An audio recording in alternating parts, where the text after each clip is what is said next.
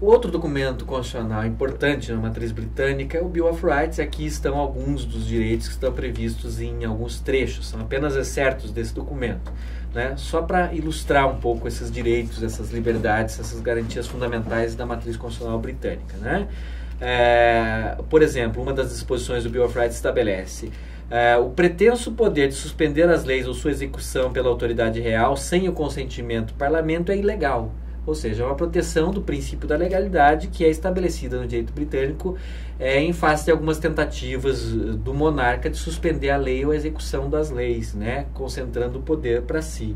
Do mesmo modo, outra disposição, a eleição dos membros do parlamento deve ser livre, né, ou seja, não deve haver interferência na eleição dos membros do parlamento. De novo, é uma restrição às prerrogativas reais ou a determinadas atuações do monarca em prol da liberdade política nesse sistema. Outra disposição, a liberdade de fala ou expressão, a liberdade de debates ou procedimentos no parlamento não deve ser impedida ou questionada em nenhum tribunal ou local fora do parlamento. Aqui é uma disposição que está na origem das liberdades parlamentares, das imunidades parlamentares, exatamente para impedir a interferência do Poder Executivo ou dos tribunais na esfera interna corporis dos parlamentos, como um modo de proteger o Poder Legislativo de interferências indevidas, né? Garantindo assim a separação dos poderes. Ainda no Bill of Rights de 1689, né, as fianças excessivas não podem ser exigidas, multas excessivas não podem ser impostas, punições cruéis ou inusuais, inusitadas, não podem ser infligidas. Então, uma restrição ao direito de punir do monarca, impedindo o estabelecimento de fianças demasiadamente elevadas, que impeçam, portanto, a liberdade mediante fiança, impedindo a imposição de multas excessivas, impedindo punições cruéis ou inusitadas que sejam vexatórias, que causem sofrimento físico ou psíquico e assim por diante. Ou seja, nós vemos aqui claramente a emergência de direitos fundamentais mesmo das pessoas que respondem a processos e que não podem ficar sujeitas a punições excessivas ou exigências arbitrárias ou desarrazoadas. Então, essa mesma norma nós teremos a oportunidade de estudar em outras matrizes constitucionais. A origem dela, ao que parece, se encontra aqui. Não são todos os direitos, liberdades e garantias fundamentais, são apenas alguns a título de ilustração do conteúdo do direito britânico nesta matéria. A partir deste momento, então, nós passamos a examinar algumas características do sistema constitucional britânico no que diz respeito ao poder legislativo, no que diz respeito ao poder executivo e no que diz respeito ao poder judiciário. Nós seguiremos mais ou menos essa mesma estrutura em todas as matrizes. Então, examinaremos características gerais, direitos, liberdades e garantias, poder legislativo, poder executivo e poder judiciário, com uma ressalva e uma observação. Nesses sistemas constitucionais, ou nesse momento que nós examinaremos o direito constitucional britânico, norte-americano e francês, nós daremos mais ênfase ao poder legislativo e ao poder executivo e as relações entre esses dois poderes, né? Nós falaremos um pouco, mas resumidamente, do poder judiciário, por algumas razões. Uma delas é que o que nos interessa no poder judiciário é principalmente controle de constitucionalidade.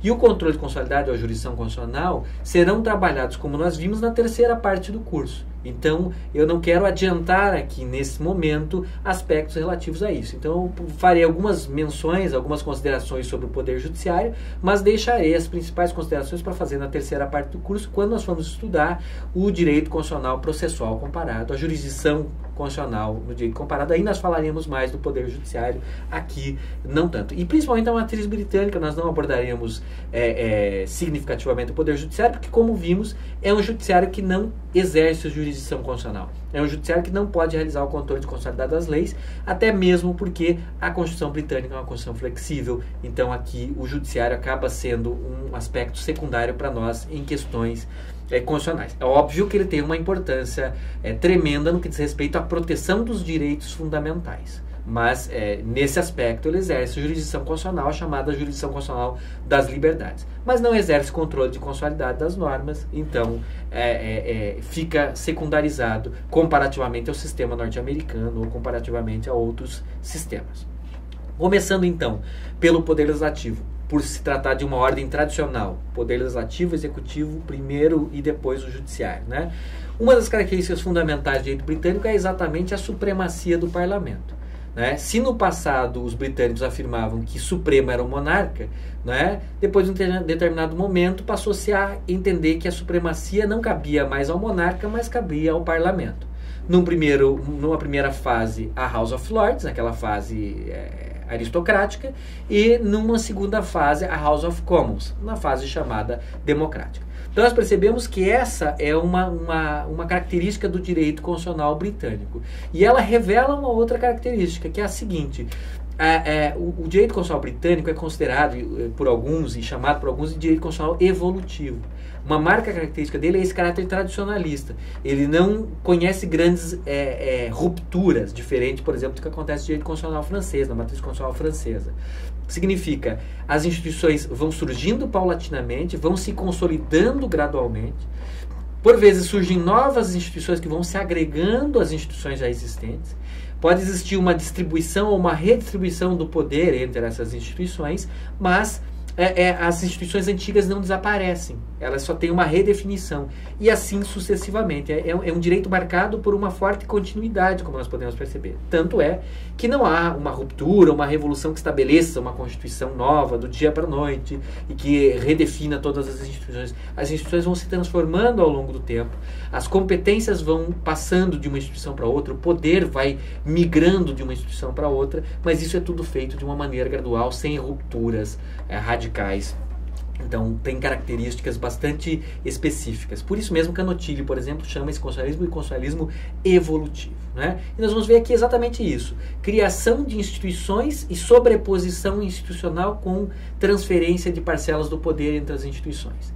Nós tínhamos inicialmente um monarca que tinha alguns ministros conselheiros, né, que exerciam poder quase absoluto. Não propriamente absoluto, não houve, ao que parece, absolutismo no sentido que houve na França, por exemplo, na Inglaterra, isso não houve. Mas existia uma concentração de poder. Quem limitava o poder do monarca, como nós já vimos, eram os estamentos.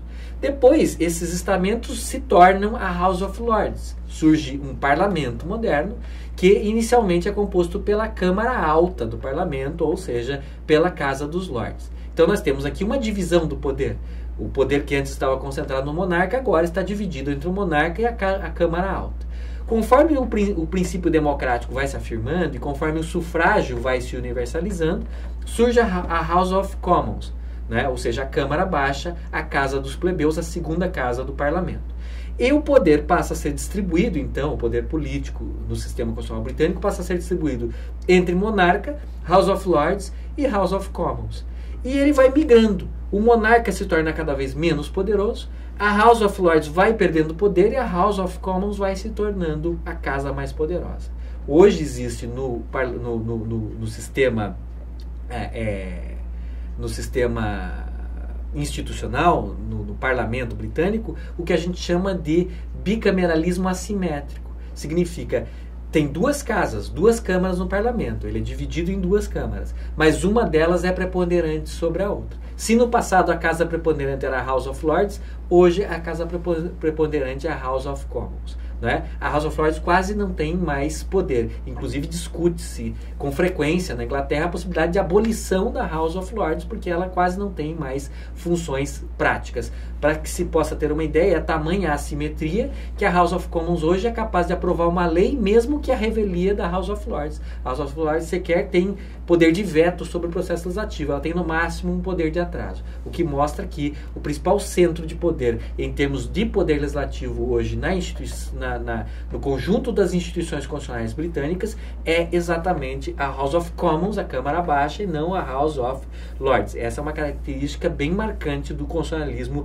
britânico, né? Esse bicameralismo assimétrico, né?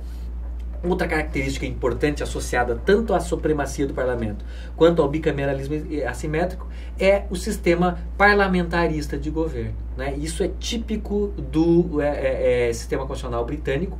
O parlamentarismo, como nós o conhecemos, nasceu no sistema constitucional britânico. Existiam algumas instituições parecidas em outros sistemas constitucionais na Europa, mas o parlamentarismo mesmo, na forma mais clássica, mais considerada, mais típica mesmo, como nós o conhecemos hoje, é exatamente o parlamentarismo que surge, que vai se desenvolvendo gradualmente no sistema constitucional britânico. Ele vai se desenvolvendo do século XIV até o século XIX, mais ou menos, né? É no século XIX que ele ganha as suas feições, as suas configurações atuais. Do que trata, né, basicamente o parlamentarismo? Como nós sabemos, é um sistema de governo que visa dar exatamente uma supremacia ao parlamento. Por isso mesmo está vinculado a essa ideia de supremacia do parlamento.